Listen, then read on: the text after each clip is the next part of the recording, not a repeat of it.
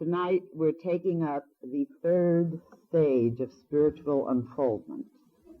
And as you can see before you, this third stage involves the three tarot keys as taken from the tableau, the tarot tableau. Tarot key number 3, the Empress. Tarot key number 10, the Wheel of Fortune. Tarot key number 17, the Star. Now, the thing we want to keep in mind, now that we've gotten to this point, is that in actuality, each stage of spiritual unfoldment, as we've been bringing them out, we've had 2 now, this is the third, really, in a sense, involve a whirling circle. Each, you might say, in itself, that is, each of the series of 3 tarot keys, which represent a stage of consciousness, happen to be a representation inclusively of that particular stage. And yet, the next stage, involving the next 3, does not exclude the first 3, because although most people, as we pointed out, get stuck in a sort of groove, like a record, it does go on to the next groove, and this is how you get your idea of the whirling spiral. So that with the second stage of spiritual unfoldment, we did not exclude the previous 3 tarot keys. We merely added the next group of principle, law or agency through which the principle works, and result or effect or stage of spiritual unfoldment, going along the series of the tarot keys. Therefore, in this particular stage of spiritual unfoldment, which we will discuss tonight, we are discussing not only the third stage, but we must remember that the other 2 series really are a part of it, a continuous whirling motion of principle, activity, and effect, which in itself brings about the principle and activity and effect. And here is another thing we want you to keep in mind now that we've gotten this far. And it is purely this.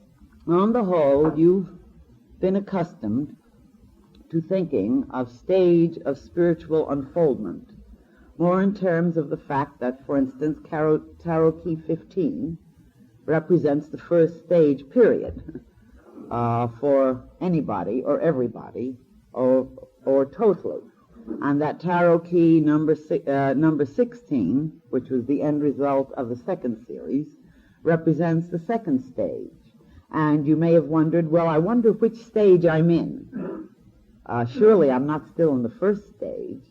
Well, I don't think I'm in the second stage. I've already been struck by the lightning, as shown in the tower, and therefore have seen the light, at least in a flash, so I couldn't still be stuck there. And so, hopingly, yearningly, you move yourself ahead to try to determine what stage of spiritual unfoldment are we in. Well, this is erroneous thinking. We can stop having any problems at all. In fact, isn't it nice to have problems solved as readily? We're going to solve this one for you very easily. Because the truth of the matter is this, that in some phases of your personality, you're still in the first stage. You're working out that phase. In other phases of your personality, you may be in the very last stage, the complete, what you might call world consciousness, or a sense of innate, intuitive, cosmic awareness. So the different parts of your nature in the end result are in different areas of development. So you don't have to worry about which stage you're stuck in or are trying to move out of. You're trying to move out of all of them, actually, at times.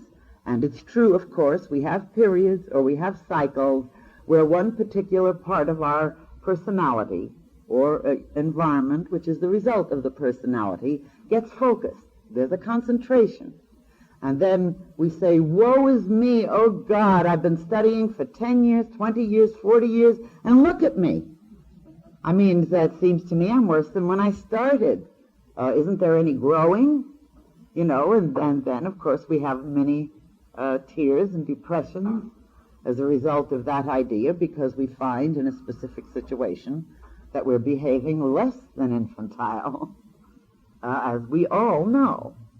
But you see, again, this is erroneous thinking. We don't have to be troubled about that anymore, because the truth of the matter is that although that does occur, it doesn't mean that you have wasted all these years of study, meditation, effort at self-transmutation. All it means is that there is another level being unfolded in a part of the personality that has still not yet developed the, we like to call it, spiritual muscles required for that particular part of your nature.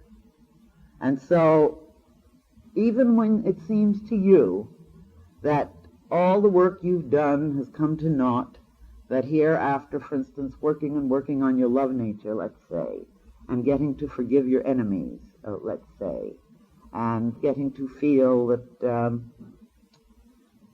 whatever happened was really for our own good, then we have some kind of experience or betrayal where we find ourselves full of turmoil and rage, and we have to admit, if we're honest, that the thing that would delight us more than anything is to see that enemy dragged in the dust.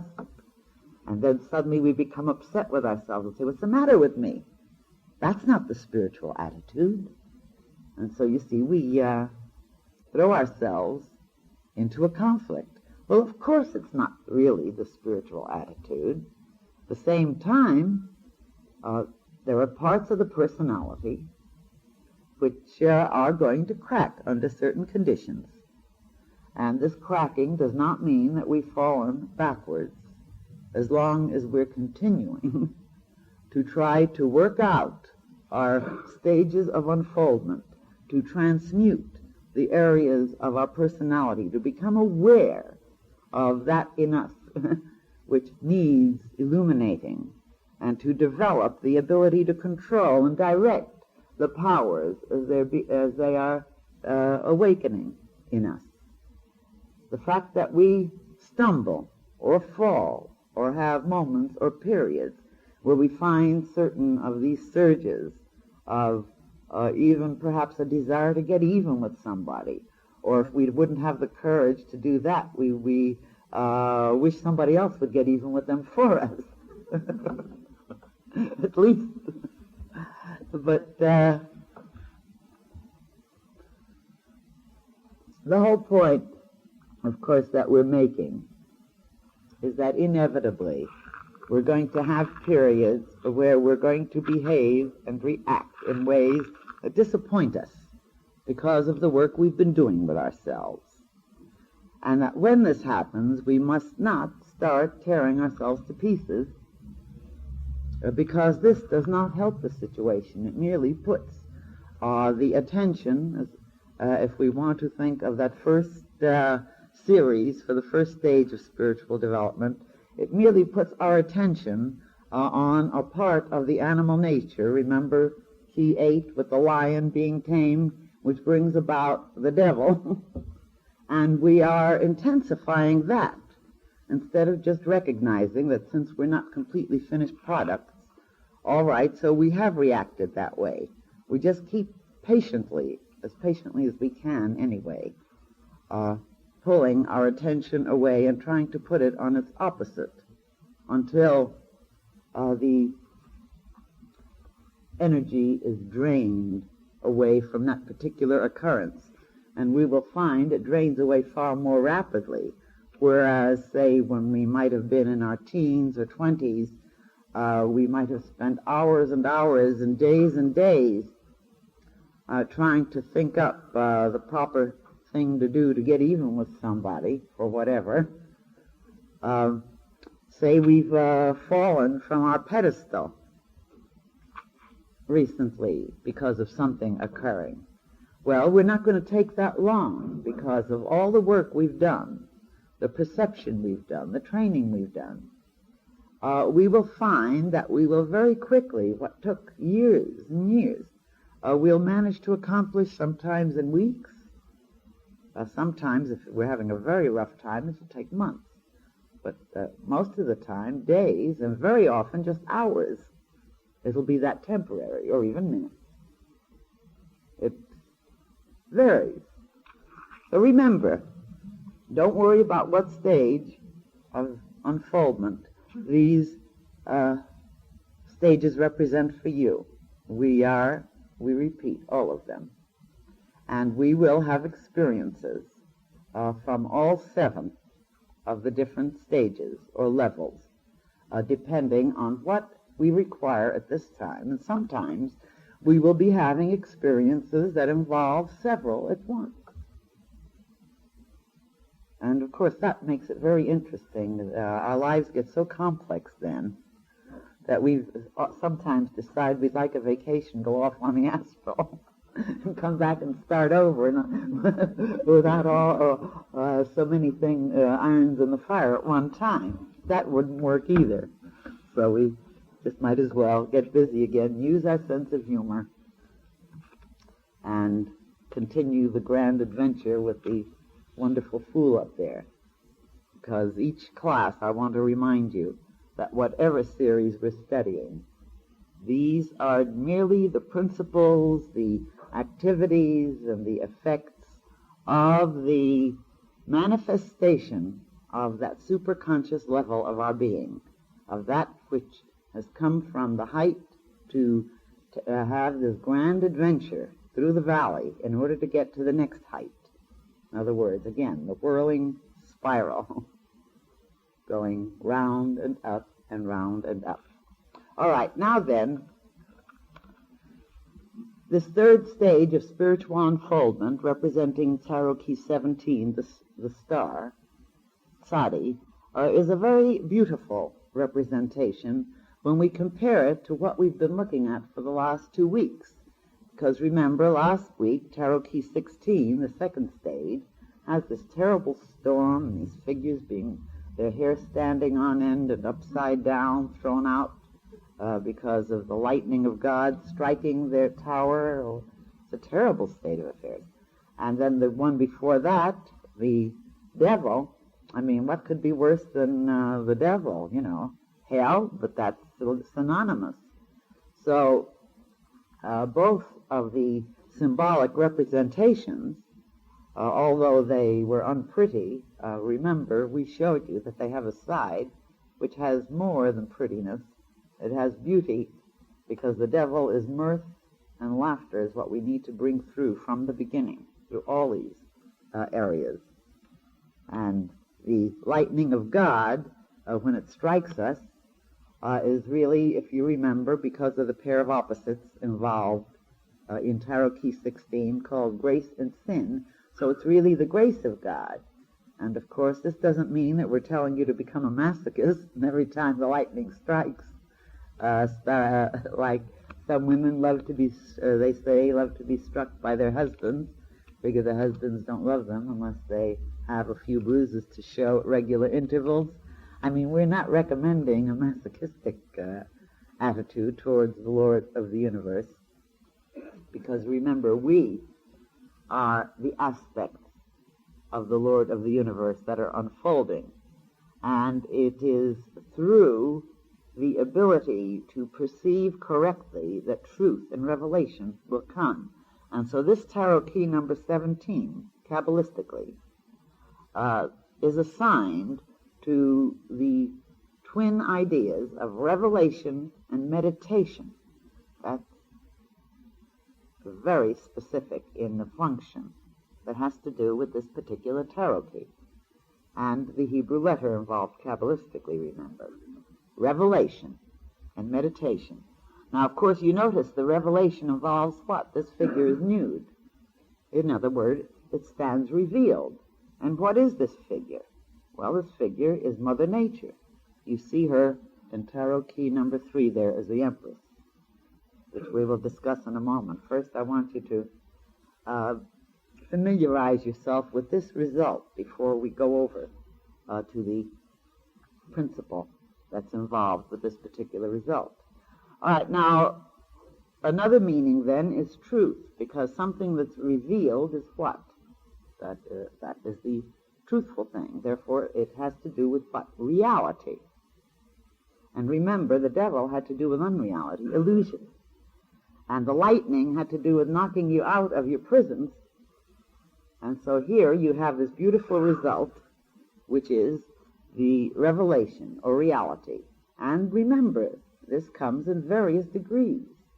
And it comes in from different parts of our nature and in relation to different kinds of experiences.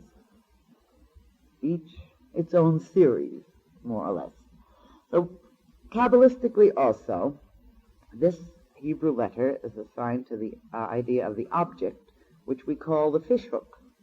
That doesn't sound very poetic. But remember, inasmuch as meditation is the function of this tarot key, meditation, very important, we want to remember that the fishhook is involved with what? With angling for fish. And where are fish? Fish, you will find fish in only one place. That's in the water. And what's the water? You remember the high priestess, the cosmic mental substance, consciousness. Subconsciousness was shown that way. And you see the water here in tarot key number 3, the Empress. You can see that same water that flows from tarot key 2, which is assigned to memory and the intelligence of unity, is flowing now into tarot key number 3 as that stream and then a little waterfall and a pool. And this is all what? It's the motion of consciousness. So when you think of Sadi, the star, tarot key here, being assigned to the fishhook, and you think of angling for fish, you realize that you're angling for something that is in the substance of consciousness. And what is meditation but angling in consciousness? Isn't it trying to catch? And what a fish. And of course, fish is, we remind you, the name that is given to the Hebrew letter Nun, which is assigned to Scorpio, death, horrible figure to most people, you know, the awful skeleton reaping heads. You'll see it very soon in one of our series, I think in 2 weeks, reaping heads and feet and hands and, looking like a very fearful sort of thing, which it's one of the agencies or motions, which it isn't, because actually it alludes to another process, and we will take that up as an activity and process when we come to that series of keys. But the thing to remember in terms of Sadi is that when one is angling for the fish that's related to Nun, the Hebrew letter Nun, and therefore to tarot key 13 and death, one is angling for the meaning of life and death, in essence, as just part of it, for the meaning of consciousness, for the revelation that involves reality, and furthermore, one is doing it with the only energy there is to do anything with the Scorpio energy, which is the reproductive energy, which is the sex energy. And therefore, you have heard it said often that that meditation is very much involved with the sex energies. That's why you've heard it said often that by our Eastern brethren, not by the Western school of thought, that he who wishes to attain to the highest in meditation, in liberation, must go in for continence, in chastity. In other words, the idea being that if the sex drives, the sex energies are kept from expressing on the natural reproductive level, they will then be able to be used, these energies, for these higher states. Well, of course, you see, the trouble is this is both true and not true, because in all the traditions of Kabbalah and in many other of the esoteric stories, we have continuous allusion to the fact that some of the masters, or Illuminati, have been married men with children. And therefore, if it were true that the sex energies have to be completely banked, you wouldn't have that told. And as a matter of fact, if this were true, every religious organization, shall we have that air cooler turned off for a while? How about it? You want the air cooler turned off for a while? Turn it off for a while. People are putting their sweaters on, and I have to talk louder.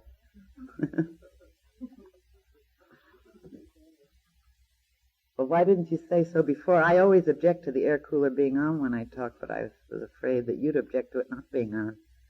You see, if you're afraid to say things or tell us how you feel, how do you expect to have results? See, you're not going along with our tarot keys. See, I'm waggling my finger at you. I prefer having it off. I don't like the hum of it. Although if you get too warm or if you fall asleep, I wouldn't like that either, especially you're falling asleep. I figure getting warm, maybe you could adjust to that. But so you see, we have to find some way to keep most of us happy anyway. And it's up to you to speak up when it gets uncomfortable. That way we solve the situation. We put it on for a few minutes. The air is changed in 2 minutes when we have it on, you see. So a few minutes on, and we can shut it off again, and we keep everybody happy. At least we'll try. It's quite an order. Now, relating to the idea then of the reproductive energy and its usage, the truth is that if non-use of this energy were so much or was so much involved with attaining to the highest, every single religious group who has, for instance, as their priests, those who swear off of any expression of that energy, we would have these particular people as being the most highly evolved you could come across, both the men and the women, whether they're the types that are nuns or monks, or priests. And you know very well that this has never been so. We have never found that the ones who go in for being the monks and the nuns and the priests are the most highly evolved spiritually in any way. Therefore, there's something wrong with that concept. And this particular group of tarot keys, and particularly, of course, the end result, gives us a hint. We're not going to take up all of what's involved with that idea in this class tonight, because we have several of the other groupings where we need to show you the different aspects that are involved with what this energy is and isn't and does and doesn't, and why certain ideas involving it have not been correct.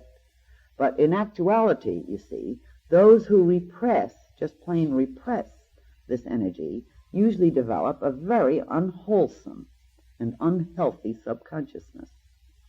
And it expresses itself in an actual hatred of humanity, covered up by sanctimoniousness.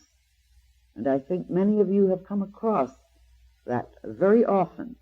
Wherever you have this kind of repression, what happens is that lion in Tarot Key 8, it goes wild. But it goes wild in a manner that's covered up. And so merely repressing an energy does not make it available for higher states. And again, if this was so, when people are in love, imagine how much this energy has been stirred. We all have seen it. And yet when people are in love, is this not the time when they're the easiest to get along with? I mean, outside of perhaps being too dreamy for our taste at times. I mean, they're full of lovingness. Everything is wonderful. They glow. They love everybody. I mean, they even love their enemies more easily, shall we say, during that period. And what has happened? There's been a stirring of all of these energies. And it's been stirred through what? Through love. So you see, the idea that's involved in learning how to angle for that fish is really in terms of certain very special changes of attitude and consciousness, which has to do with meditation. This key indicates this complete freedom, this undress, this willingness to look at reality instead of covering up with all the false shames and the chains that we saw in our other two previous keys. And when this attitude and this proper reverence and love and respect are present, the ability to control and direct comes automatically. You know, it's just pretty much like when you have certain conditions of temperature in your upper and lower layers, automatically you have the development of clouds and rain. Certain conditions automatically bring about certain abilities. I want you to notice that this figure in Revelation, meditation, Mother Nature, has 8 stars involved there, which has to do, again, with what Western occultism, our mystery school teachings, have always called the interior stars, or the interior planets, and which our Eastern brethren have called the chakras. Actually, they are the 7 with the 1 that indicates the composite development, and therefore involves the figure 8, again, as we have brought it up a couple of times before. Now, the figure 8, again, also involves things that has to do with the tarot key number 10, the Wheel of Fortune, because in actuality there are 8 segments. When you, it looks to you like there may be 4, but if you look carefully, there are 8. The 8 segments, and on the Fool, the decoration has 8 segments. And so the number 8 is very important. Remember, there's the horizontal number 8 that's over the magician, and there's this horizontal number 8 that's over the humanized subconsciousness and tarot key number 8 when she's taming our animal nature, the lion. So here, again, we are being shown that the 3rd stage of spiritual unfoldment, no matter what situation is involved, has to do with a balancing of those 7 inner chakras, the 7 holy planets, plus their being brought together through what? Through the revelation that comes from meditation, and then Mother Nature, which is really the female aspect of God, reveals herself to us after having gone through our previous stages, which involve all of the other keys, remember, not just some of them. All right, now then, let's jump to number 3, the Empress. Daleth is the Hebrew letter on that, and Kabbalistically it is assigned to the object which we call the door. Now, the door is a very apt symbol, because what is the door? The door is the womb of birth, and this is a pregnant matron, symbolically shown, very easily discerned, so that you have this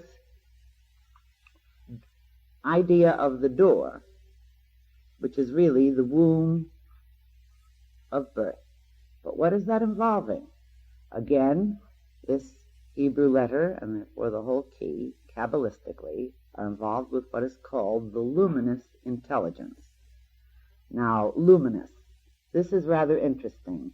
Have you noticed there are 2 times when people's eyes shine with a luminous quality? 1, when they're in love. 2, when they're in a state of creative effort. You know, in other words, it's also being in love. They're in love, they're creating. And these are the 2 times when there's a luminosity. And so here we have the luminous intelligence assigned Kabbalistically to this key. And here's another point, the pair of opposites called wisdom and folly, which we're going to talk about now. Now remember, this is the principle, which in another way is also the result of the previous tarot key. Remember, in tarot key number 16, the tower with the striking lightning pay, that was assigned to the exciting intelligence. So remember, that was the second stage of spiritual development, and it was the upsetting. It was the upsetting of the prisons, of the towers, of that Tower of Babel, built with words, with false thoughts, with false notions, with hanging on to misinterpretations of memory, and so on. And so that we had there, in tarot key number 16, the ideas of the exciting intelligence, which does what? It incites or excites into the next aspect. When we go around through our spiral, going to tarot key 3 here, for the next group of 3, Venus, and here we're dealing with what? Creative imagination and love. Now, what is it that excites us into creative imagination? Usually it's a problem, isn't it? And certainly you must admit that in tarot key number 16 we have these people are having a problem. Knocked out of their tower, you know, all the things that they've been thinking and believing in being swept away because of that lightning of God. And so what are they going to do? They have to try to get out of it. That's you too. See, we're showing you the way the energy flows for you. And not only that, it's going to help you to receive help far more readily when you, in the future, start going over these keys in groups of 3. And when you get to that point in your lessons, those of you who haven't done it yet, you will see that you will get immeasurably more out of your lessons. And even so, you will also be able to start seeing the way the whole process of your growth works with that acceleration by watching the way these steps are taking place in these groups of 3 for these 7 stages of spiritual unfoldment. And the result will be that you will far more easily, more quickly, get out of the various different spots you put yourself into, which you will. That's part of the adventure, you know. But each will be a further growth that will bring another revelation. You see, Tarot Key 17, and then on with the next ones, which we'll take up as we come to them. So each is the opening up of the petals of the flowers, more and more. All right, then, you see this exciting intelligence of Key 16. When we're in trouble, immediately our mind gets busy and say, what should I do? Okay, what should I do? Should I do this or that or the other? What are we doing? We're using creative imagination, aren't we? Because we're starting to try to project our consciousness into imaginative solutions. And this is creative imagination. What else? And what is it that we're using with this projection of our consciousness into these imaginative solutions? We're using all the things that we mentioned in the previous keys. Because remember, Tarot Key 1, the attention. You want see, I'll run down it quickly so you'll start catching on to the principle and then stir your own way of using it. Like Tarot Key number 1, that which you put your attention to, your life and death element actually, as principle, becomes the activity of Tarot Key number 8, which is what? Which forms the suggestion, because remember that it's assigned to suggestion. The suggestion is the training of our own wild animal nature. Attention trains it into special forms of expression, which brings about what? Which brings about the result of Tarot Key 15, which is the devil. In other words, usually brings about the appearance, the result, the bondage, and also, if we're very smart, the ability to see the result, the whole principle of manifestation. And when it looks like the devil, we get more surges, don't we? to start doing something more about it. And usually it looks like the devil. So that's why the devil isn't such a bad fellow, because if he was a fellow that we were happy with, we'd just stay in that stage of spiritual unfoldment, wouldn't we? In whichever area it was. So what do we do then? Things look like the devil, and we want to do something. We go right back then. You see, we've just done one little whirling circle, haven't we? But we're not sticking in the groove. We're going to our next one. So we go on to tarot key number 2, which is that next series of 3. And what is that? That's the principle of memory. Remember, which is the uniting intelligence, the whole stream of consciousness. Now, all that has occurred does what? It makes an impact in memory, does it not? So here you have your principle. Going on to what? The next element, the law or the agency, which was tarot. You know, isn't it clever of me to remember all this? Tarot key number 9. The idea was to get a little chuckle so we don't fall asleep and listen. Oh, all right, if you'll...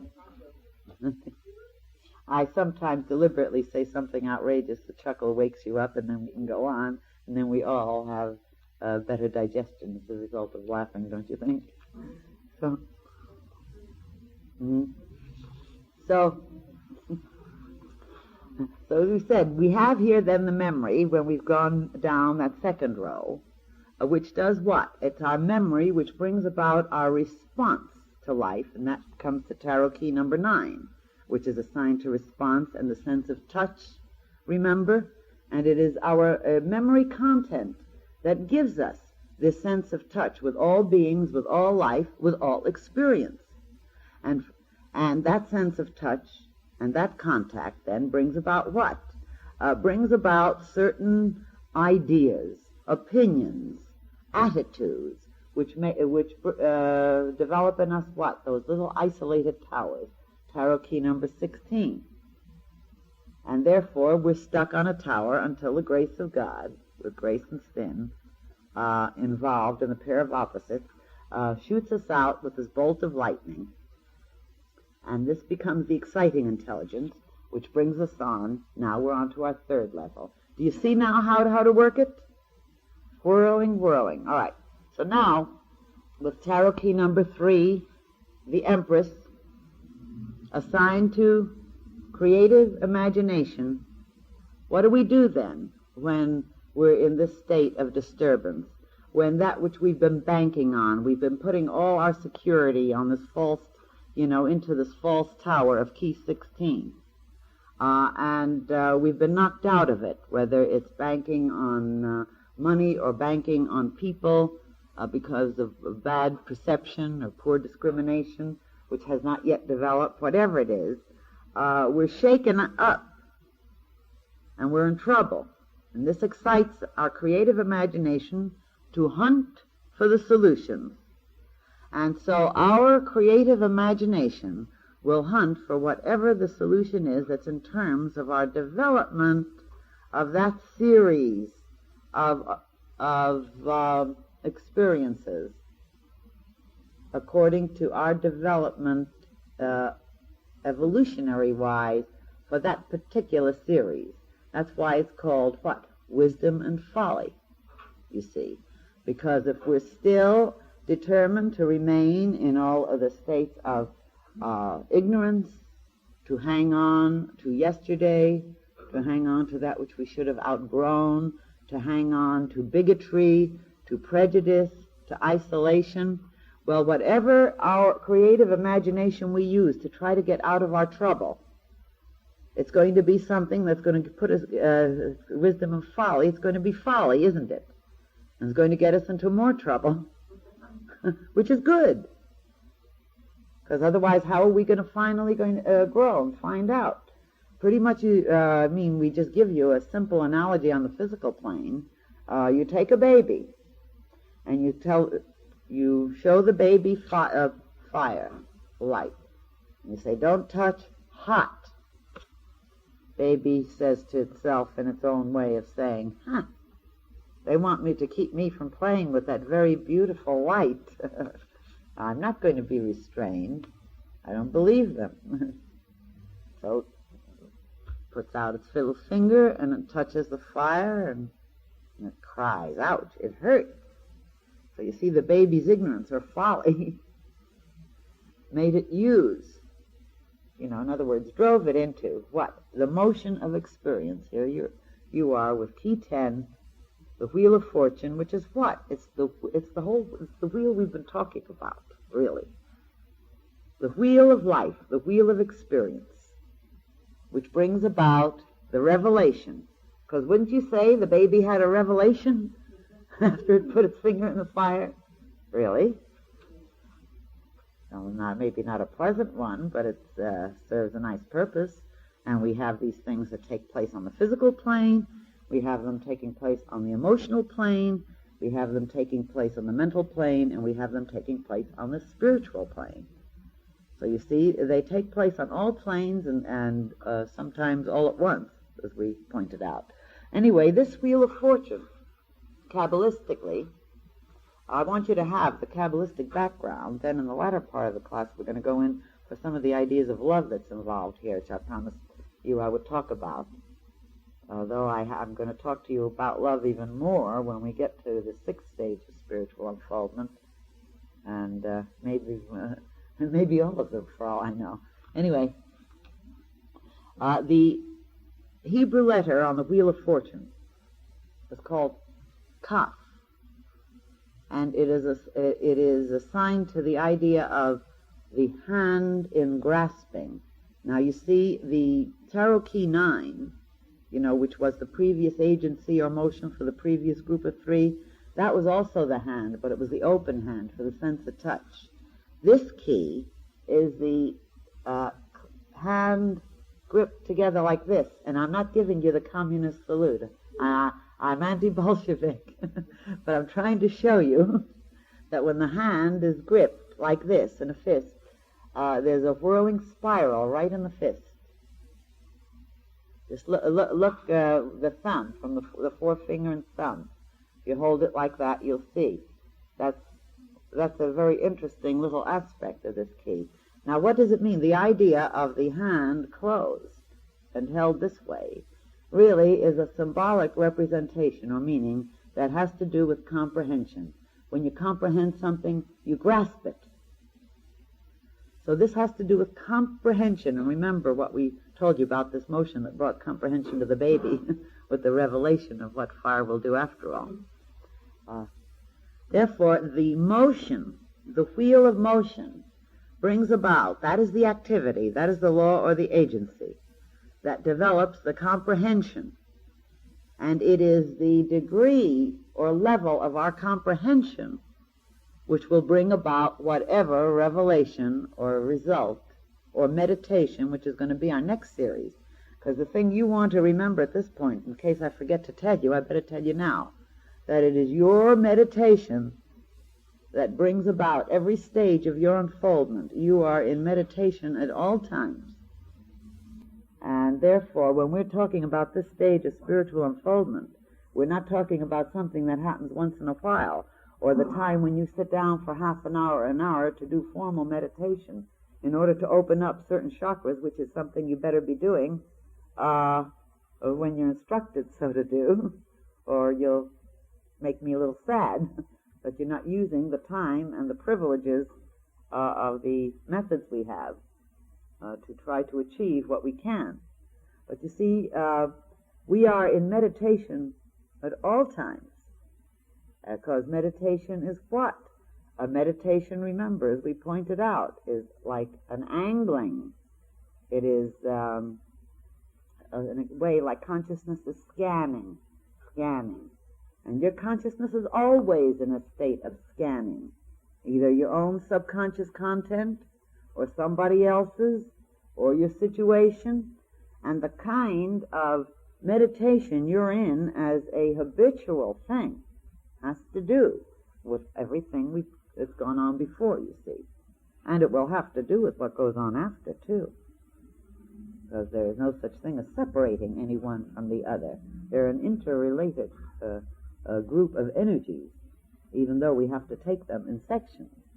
So you see, the comprehension of any situation is what will determine what our meditative attitude or what the revelation will be in the situation.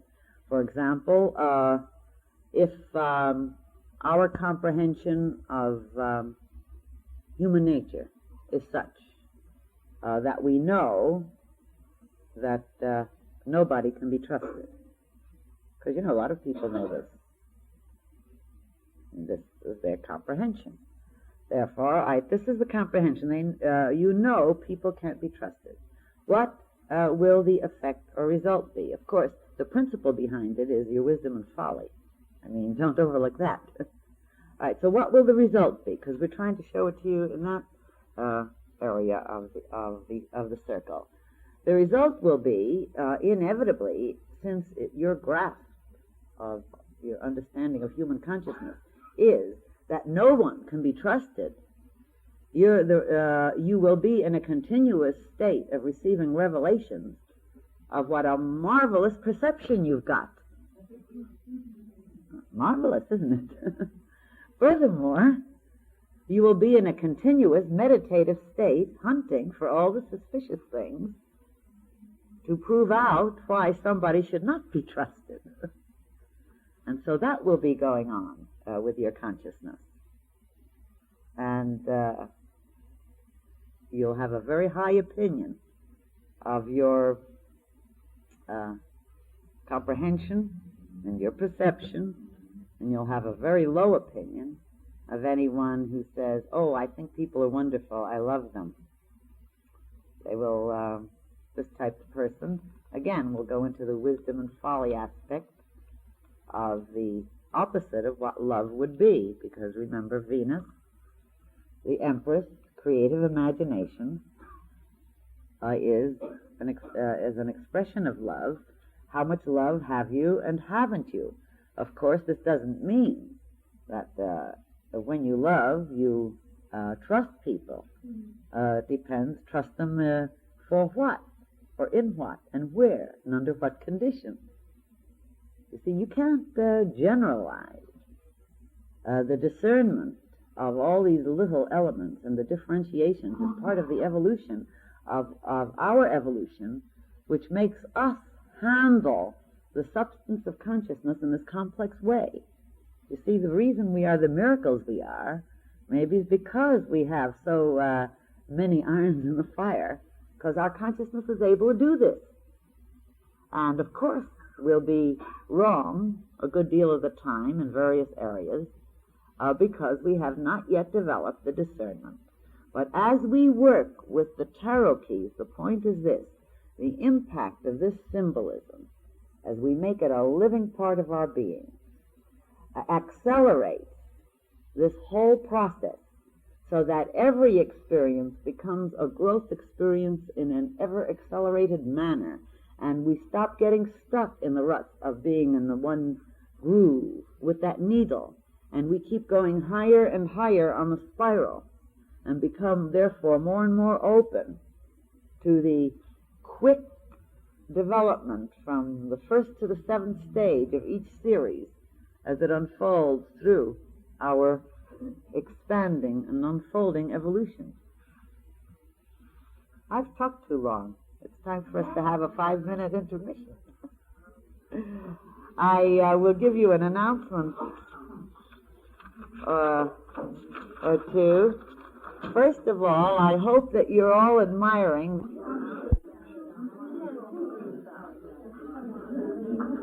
Andy.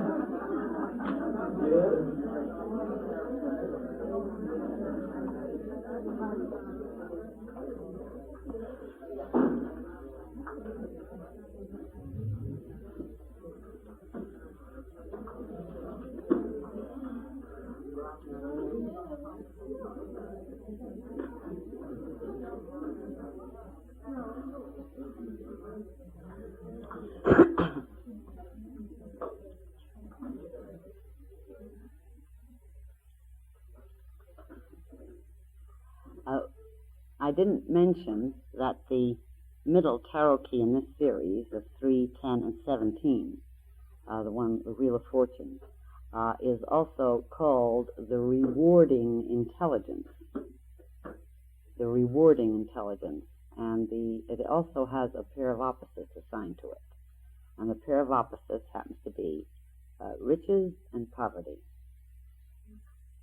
Now, this is really quite significant because just taking it back then to tarot key number 3 as principle, that which our creative imagination dwells on brings about the motion or the circle. Remember, things circle back on themselves. The idea of karma as well as evolution. This tarot key can be thought of in terms of the vast evolution, that is the involution of the whole concentration of the divine selfhood in order to evolve self-conscious centers for itself, and also in terms of each of our individual evolutions, the pattern or ways that we grow, because as above, so below, Ezekiel's wheels within wheels, as you can see on the 4 figures. You know, these are the cherubim of the Bible. It's been mentioned by Ezekiel and in Revelation, I believe, the living creatures, also showing that this wheel is not a mechanical thing, but the law. There's a certain law that's immediately brought into activity. And remember, we're dealing with the law or activity through which that first, as principle, tarot key number 3, that is, works. And so what we give our attention to in terms of our understanding of the moment, which is our wisdom or folly, brings about this rotating motion. And this rotating motion is the rewarding intelligence. We're richly rewarded with folly, and we're richly rewarded. That's why it's the rewarding intelligence. The thing to remember is it's always a reward. I mean, next time you're in trouble, maybe it'll comfort you if you'll say, well, but by golly, this is a reward.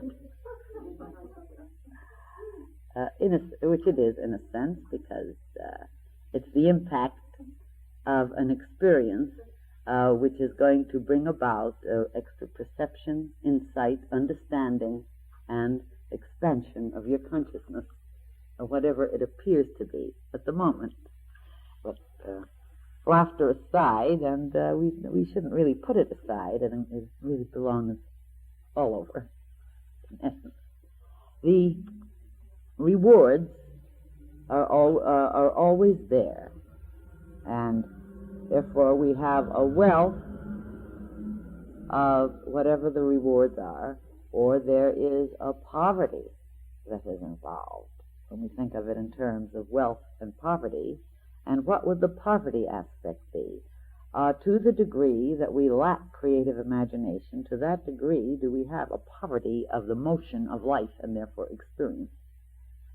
So that in a way you might almost say it's better to be a little full of folly and get into trouble and learn and grow, you know, and it would be wealthy in terms of experience and the expansion of consciousness, than to be in a vacuum without the creative imagination, which brings a poverty of experience, which interferes, keeps us from this growth. And the same idea is shown again in that other way. You remember key 1, the magician, attention, and it is to the attention, the degree of concentration and attention that we can put on a thing that is called life and death. The livingness is our ability to control that mental substance in concentration and in attempts at working out what we call our problems, which really is more like the artist's problem in attempting to draw a figure that's lifelike, or to sculpt, to make a lifelike figure in sculpture, or someone who's just learning how to create things in terms of pottery. You know, the first efforts are rather clumsy, and then, but as you work, you gain skill, and it gets better. So perhaps you're seeing this wonder and the miracle and the marvel of the motion of this life, the recompense which we see here, and what it is to be really wealthy. And haven't you noticed yourself, whatever periods you've been in where your mind and heart have been fallow? You know, I suppose everyone has had a period where you sort of couldn't think, you couldn't plan, you couldn't dream. I mean, is there anything more hellish than that? It's like a living death. And no matter how much we suffer when we're working out a problem, at least we're alive, and we're growing through it, and we gain riches, the riches of experience, which deepens the cup of our whole consciousness and brings about, then again, here we have the result again, going back to key 17, which is the end figure of this 3, brings about the revelation on that level, and the perception of truth, which is the revelation, and that which our attention will be on, which becomes our meditation. Because, you know, what is meditation, really? It's extended concentration. So if you'll think the magician, key 1 is concentration. Meditation is an extension of that concentration.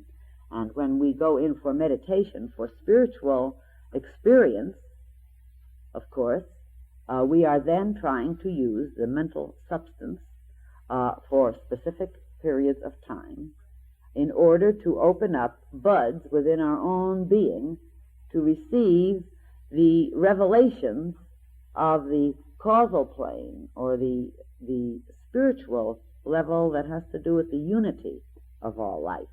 And Mother Nature here really is expressing this unity in her own way. The water she's pouring from the vases, being shown that it comes from that same pool, you know, no matter whose 5 senses it is that we see on the ground. We're all out of the same substance. And another interesting thing to keep in mind, if you recall, I gave you the analogy of our own individuality when we were discussing concentration, which is really a deliberate limitation of the mental substance, and which brings our individuality, the miracle of uniqueness for us.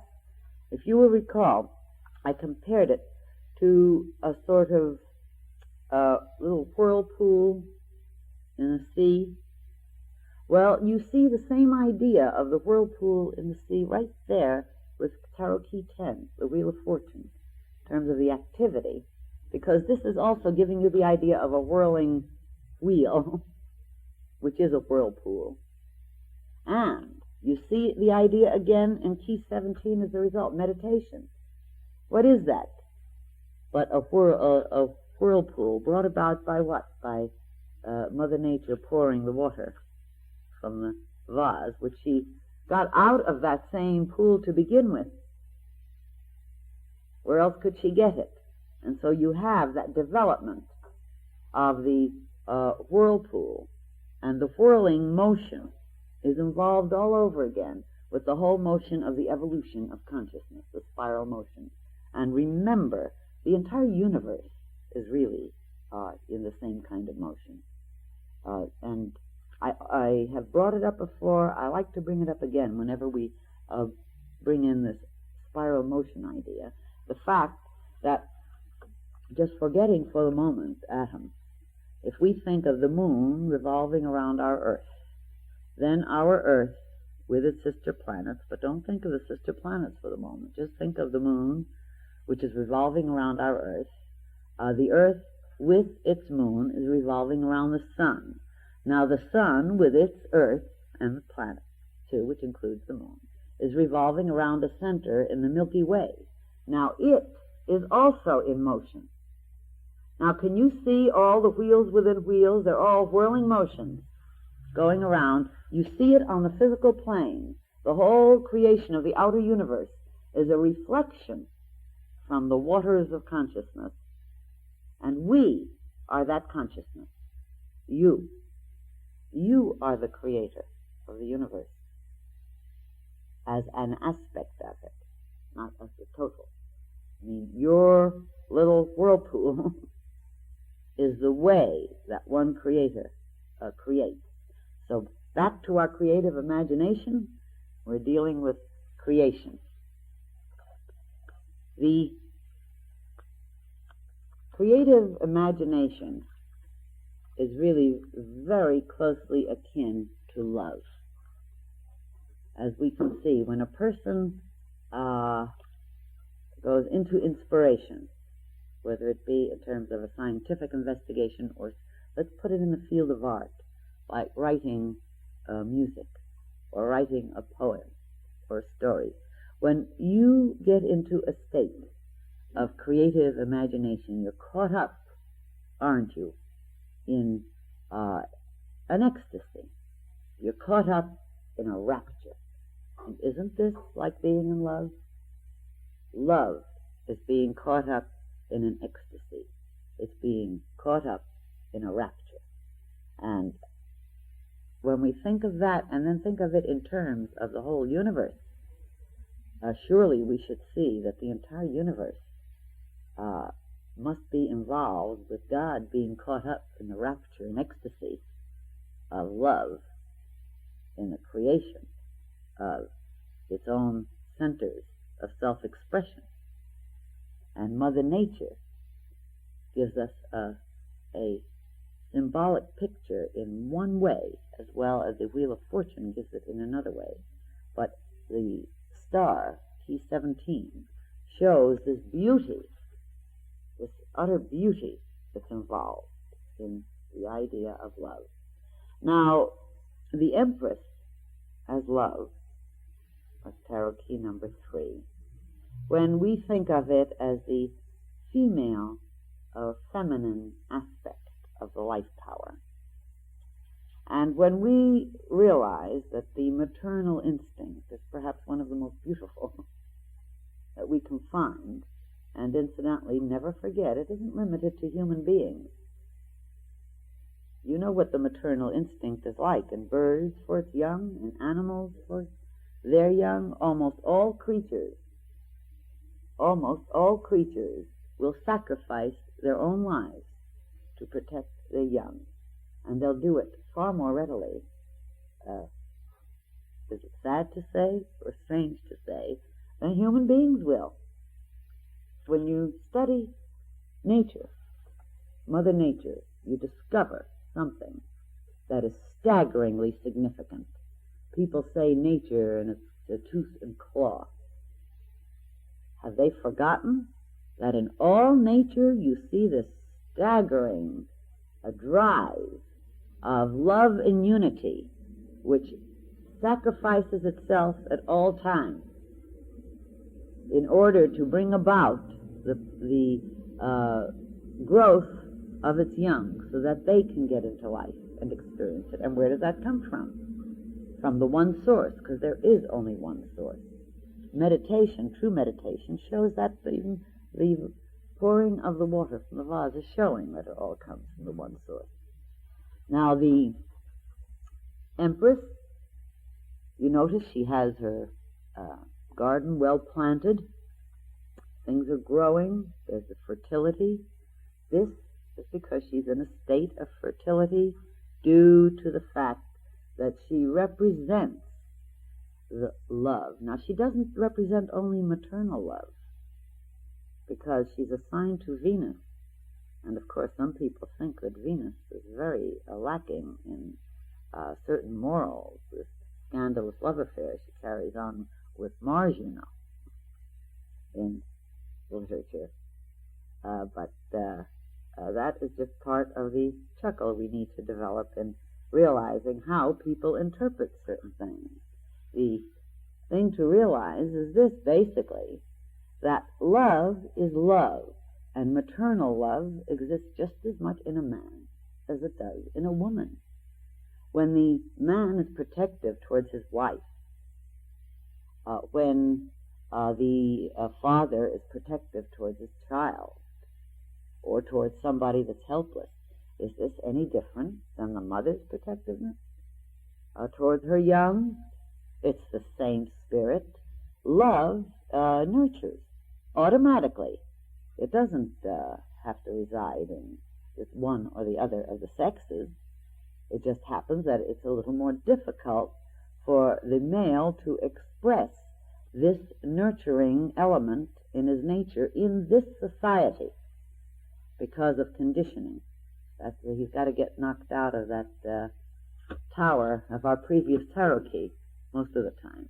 Though plenty of men have not been able to be enslaved with some of these conditionings, and they're men enough and masculine enough to be able to afford to express love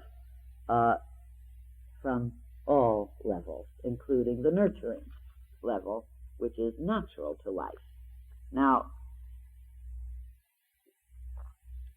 love having this nurturing aspect, the thing we want to remember in terms of the creative imagination, we won't have time to go into the personal aspects of love in this class, although we will need to, through the 7 stages of spiritual unfoldment, to really have a full understanding of ourselves and our growth processes and the problems we have and those around us.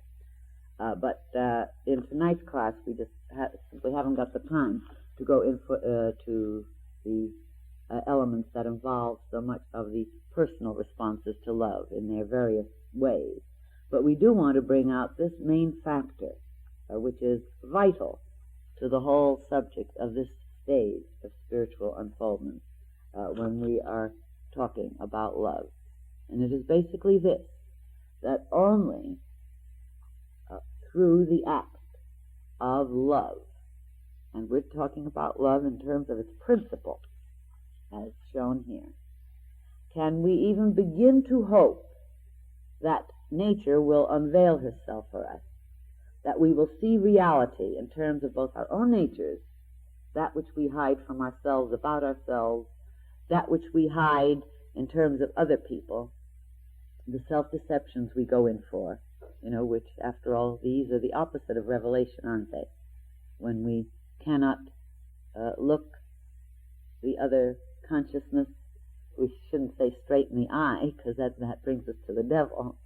But anyway, we should say more in essence. We cannot look them straight in the heart, in a way, because the Empress has this heart there as her shield, as you notice in Tarot Key number 3.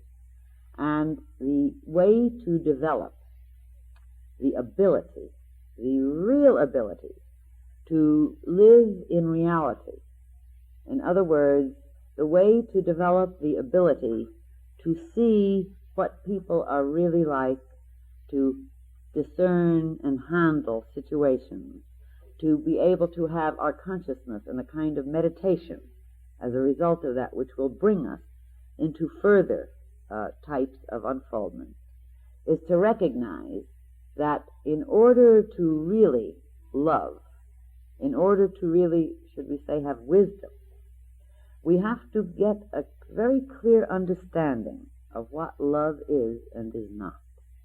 And the clear understanding about what love is often rather startling, because some people think love is being namby-pamby and letting anybody get away with anything. And some people think love is being indulgent and spoiling the other person. And incidentally, this isn't love at all. There are some parents who give the outer show of lovingness, who are, in a sense, destroying their young because of their lack of unfoldment. It's true, it's a karmic situation. But love hides itself. There again, you're back to the revelation, key 17. That is, love hides itself from the eyes of those who cannot face reality. You see, the little saying, love is blind, simply isn't true. Love, principle, is not blind. Take a look at the naked figure in key 17. Love sees more clearly. Love sees more truly. If I love you and I say to you, you are beautiful, and you say to me, oh, you're prejudiced, I will say to you, oh no, this is a scientific objective observation. Or I will agree, oh yes, I am prejudiced. Or I will say to you, All these things enter into the picture. The point is that love can see beauty, because love looks in such a way that nature has unveiled herself. And for example, when you really love another person, be it a husband, a lover, a sister, a brother, a child, when you really love that other person, you will be able to bear to see that that person is in stage key 15, the devil, in some of its aspects, in key 16, locked up with prejudices in the tower, in some of its other aspects. You'll see the beauties in its other areas, and altogether you'll see that this is a complete whirling motion of the one divinity, the one glory, the life of God, growing the various parts of its being. And so you won't be searching for your idea of perfection in that individual when you love. And the minute you find that you have to be tearing somebody else down, even if it's temporarily, you can know that at least for that little period, that little part of that person's nature has gotten you into the 15th tarot key, where the appearance looks like the devil and is making you react with the negative side of key 16, that is hatred, because of, passion and attack. And don't get discouraged. The time will come when you will have a level of revelation, and many of you may have already had it, but you'll need to have more of them, but where you will surely have this level of revelation within yourself from the workings and whirlings of these energies within you and your clearer perception. The time will come when you will see such miracle, such beauty in everything that you are, as well as other people are, that you will see such glory, such wonder, such marvel, that you will hardly be able to bear it, because you will realize that everything that looks like the devil, stage 1, that everything that is locked up and isolated, stage 2, all these things are part of an unfolding miracle. That is the miracle of your consciousness and the miracle of the consciousness of the others. That these are so glorious that it's well worthwhile looking at and suffering through those various stages. And when you see that, a very strange thing is going to start to happen to you, by the way.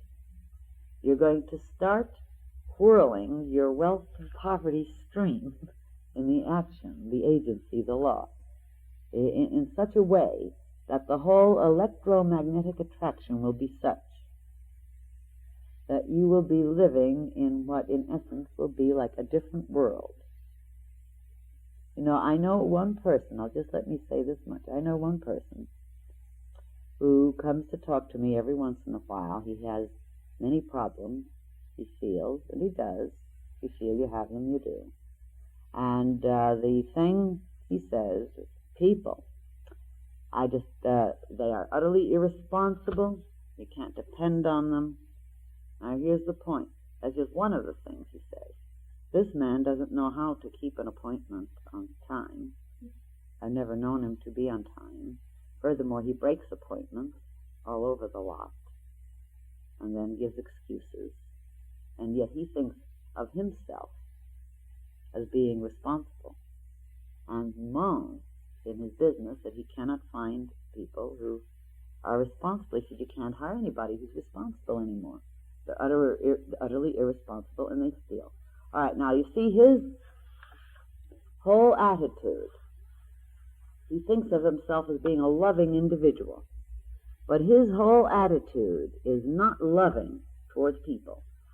His whole world, all the people that he runs into, including, incidentally, the girls in his life, always turn out to be pain-producing experiences and have to do with betrayals, and so he doesn't trust women, and he doesn't trust people. And his reward for all of this is exactly what you would expect. But notice, what is the principle behind all this?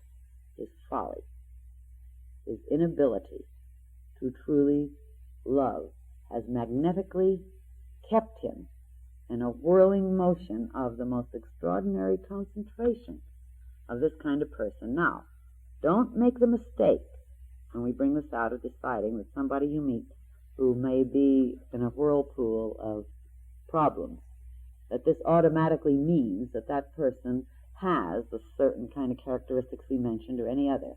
Sometimes there's a major initiation going on where the book is thrown at you, for your next major whirl into a truly higher initiation of consciousness. And when we say the book is thrown at you, let's admit you throw it at yourself from your own higher self level. I mean, nobody else is doing it to you, so it seems like it at the time.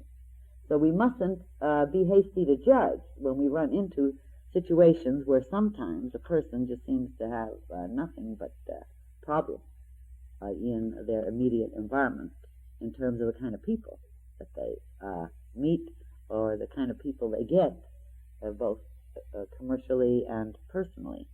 However, it does more or less hold true that in the total sense, when you find a human being having a whole life pattern, there's the point, of running into this type of a particular situation like that, there you very well know that the love nature has not come out. And when we say love nature, we mean the love nature in terms of nurturing. Some people can be very emotional and expressive and intense, and scream, "I love you," and even make the most romantic statements you ever heard. But by their works you shall know them. Have they got that nurturing? Because real love nurtures. Never forget it. If you wonder if somebody ever loves you or not, I give you a little bit of wisdom. If you're not being nurtured in little ways, know this, one of two things. That person has not developed the capacity to love yet, so you can't blame them. Therefore, they're not nurturing you. Or they just plain don't care enough for you to nurture. Usually it's the first rather than the second. So if you're expecting nurturing from an area that hasn't evolved the ability for it yet, you're being foolish. Wisdom and folly. Creative imagination is all haywire. You haven't been watching the revelations properly, because you have no right to expect a 1-year-old infant to get up and play baseball. You see? And so you can stop whirling yourself into erroneous circles by gaining that kind of perception. And if you want to know how much love nature you've got, well, now you know. Watch it. Any questions? I hope I haven't upset you. I tell you, I'll nurture each one of you. I nurture you all, but if you want, I'll make the round. I'll make you feel better.